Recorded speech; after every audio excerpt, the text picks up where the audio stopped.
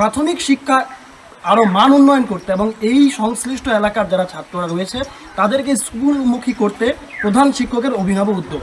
এই মুহূর্তে যে ছবিটা দেখা যাচ্ছে গোসাইহাট নিউ প্রাথমিক বিদ্যালয়ে একটি সরকারি স্কুল, সেই সরকারি স্কুলে যে ভর্তি হচ্ছে তার বিজ্ঞপ্তি প্রকাশ করা হয়েছে।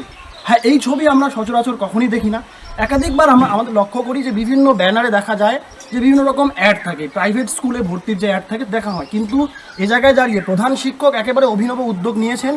গোটা গ্রামে গ্রামে ঠিক এভাবে ব্যানার দিয়ে কেন প্রাথমিক স্কুলে ভর্তি করবেন আপনার বাচ্চাদেরকে, ঠিক কী বিষয় রয়েছে সমস্ত কিছু কিন্তু এই ব্যানারের মাধ্যমে তিনি ফুটিয়ে তুলেছেন।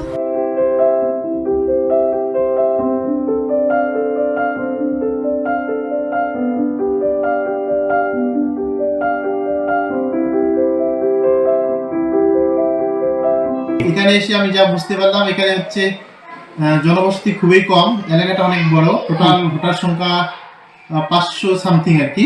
আচ্ছা, জনবসতি খুবই কম। আর এখানে আমাদের 2টা প্রাথমিক বিদ্যালয় আছে। এখানে সামনে বসিরহাট এফবি মানে বসিরহাট যে বিডিও অফিসে ওখানে একটা প্রাথমিক বিদ্যালয় আছে, এবং আমাদের এখানে যেহেতু জনসংখ্যা খুবই কম, ভোটার সংখ্যা খুবই কম, এমনিতেই বাচ্চার সংখ্যা খুবই কম। আর আর এখানকার হচ্ছে কিছু কিছু অল্প আর কিছু কিছু বাচ্চা ওই ওদিক থেকে মানে কিছু বেসরকারি স্কুলে যাওয়া আসে। আমাদের এই নতুন এই মাত্র 1 মাস মনে হয়, 1 মাস হচ্ছে নতুন। হ্যাঁ, উনি প্রধান শিক্ষক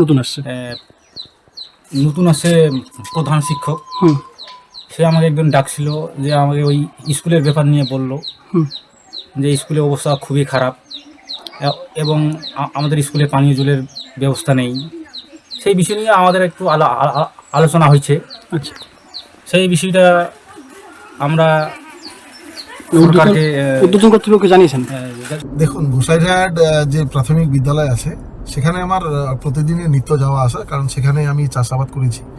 হেডমাস্টার মশাই খুব সজ্জন মানুষ, তিনি প্রত্যেকটা বাড়ি বাড়ি ভিজিট করছেন। তিনি সদ্য জয়েন করেছেন। হ্যাঁ, তিনি সদ্য জয়েন করেছেন এবং বাড়ি বাড়ি ভিজিট করছেন, ছোট ছোট কচিকাচাদের খবর নিচ্ছেন এবং এনে ভর্তিও করাচ্ছেন।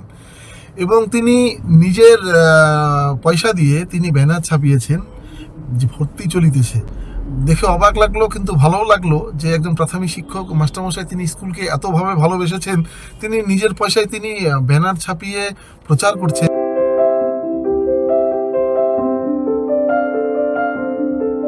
বনবস্তি লাগোয়া এই স্কুল গোসাইহাট নিউ প্রাথমিক বিদ্যালয়, একদিকে প্রধান শিক্ষক যখন অনবদ্য চেষ্টা চালিয়ে যাচ্ছেন যে স্কুলে পড়ুয়াদেরকে স্কুলমুখী করতে, সেই জায়গায় দাঁড়িয়ে প্রশাসনিক খামখেয়ালিপনা এবং এই স্কুলের প্রতি নজরদারির অভাবে স্কুল একেবারে কার্যত ভুতুরে বাড়ি হয়ে দাঁড়িয়েছে।